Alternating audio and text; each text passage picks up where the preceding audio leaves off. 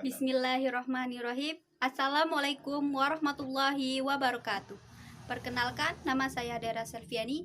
Saya berasal dari jurusan Fisika, Fakultas Teknik Universitas Bangka Belitung. Baiklah, di sini saya akan menjelaskan materi tentang bahasa ilmiah. Bahasa adalah cara dan proses seseorang menyampaikan informasi kepada orang lain. Bahasa juga bisa diartikan sebagai pengungkapan hasil pikiran dengan pernyataan lisan, tulisan, atau isyarat. Yang pertama, menurut Wittgenstein, dalam karyanya yang berjudul Tractatus Logico-Philosophicus pada tahun 1922, hakikat bahasa adalah gambaran logis realitas dunia. Maksudnya, bahasa itu adalah bahasa yang bernilai, yaitu bahasa apa yang kita ungkapkan atau logis tentang dunia. Karena menurut ia, dunia ini terdiri dari fakta-fakta, oleh karenanya harus disampaikan secara logis.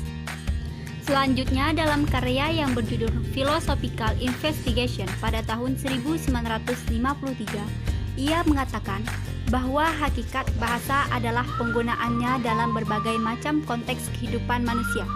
Oleh karena itu, terdapat banyak permainan bahasa atau language game yang sifatnya dinamis, yang sesuai dengan konteks kehidupan manusia. Setiap konteks kehidupan manusia menggunakan satu bahasa tertentu, dengan menggunakan aturan penggunaan yang khas dan tidak sama dengan konteks penggunaan lainnya.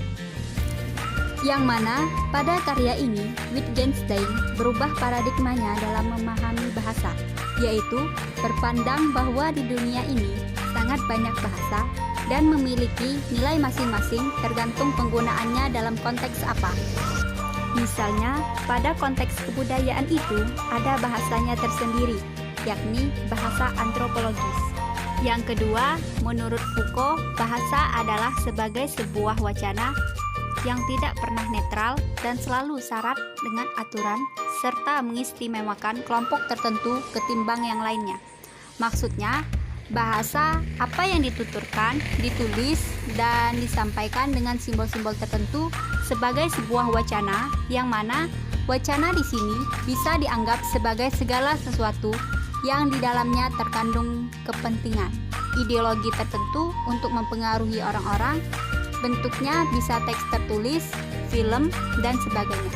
Pasti memiliki kepentingan tertentu yang dibawa oleh kelompok pencipta dan pemakai bahasa itu, atau tidak netral. Menurut Foucault, bahasa yang digunakan para saintis atau ilmuwan akan membawa kepentingan kelompok saintis itu sendiri.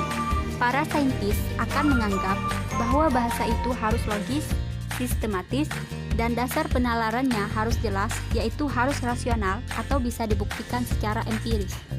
Jika bahasa yang tidak mengikuti kaidah ini dianggap tidak bernilai dan harus dibuang jauh-jauh, sesuai dengan kepentingan mereka agar apa-apa yang disampaikan oleh bahasa mereka adalah bernilai, dan jika tidak, dengan bahasa mereka, maka segala sesuatu tidak akan bernilai. Yang ketiga, menurut Derrida, semua yang ada adalah teks. Jadi, bahasa sebagai salah satu teks yang tidak pernah bisa memberi makna secara penuh mengenai suatu hal. Teks, salah satunya bahasa, adalah hasil konstruksi subjektif dari seorang penutur. Biasanya ada sesuatu atau informasi yang memang sengaja dimarginalkan. Selain itu, menurut Derrida, adalah pasti dalam sebuah teks bahasa yang terdiri dari banyak kalimat. Terdapat yang namanya kontradiksi-kontradiksi yang disampaikan penutur. Derrida terkenal dengan konsep ataupun metode dekonstruksi. Derrida ini filsuf postmodern, juga sama seperti Foucault yang cenderung ingin membongkar segala sesuatu yang dianggap orang-orang pada umumnya, yaitu sudah mapan dan normal-normal saja, termasuk ilmu pengetahuan dan aturan-aturan tentang membaca teks. Menurut Derrida, bahasa yang disampaikan oleh subjek, penulis atau penutur bahasa mengenai sesuatu itu tidak pernah bisa secara penuh membawa apa yang sebetulnya ingin dimaksudkan oleh sang subjek terhadap sesuatu itu. Contohnya, misalkan Andi menyampaikan pemikirannya tentang hasil penelitiannya tentang bintang. yang ia sampaikan atau bahasan dalam sebuah buku. Nah, kalau dilihat dari pemikiran Derrida, maka teks yang ada di buku Andi itu tidak bisa dianggap sebagai rep dari pemikiran Andi tentang bintang.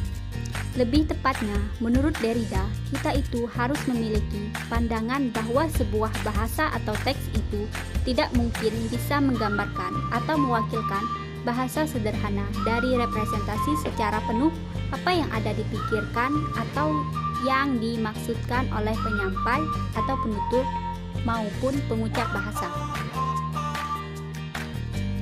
Bahasa ilmiah. Secara umum, bahasa ilmiah adalah bahasa yang penulisan dan pengucapannya sesuai dengan ejaan yang disempurnakan. Biasanya identik dengan penggunaan bahasa yang baku.